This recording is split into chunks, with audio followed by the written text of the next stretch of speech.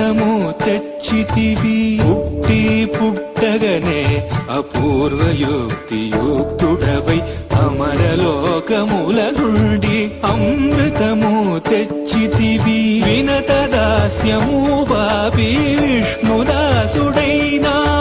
అన్ని కల్పాలలో వైకుంఠు సేవలో గడుదివ్య రూపమా గరుడ వాహనమా శ్రీహరి సేవా దీక్ష జ్ఞా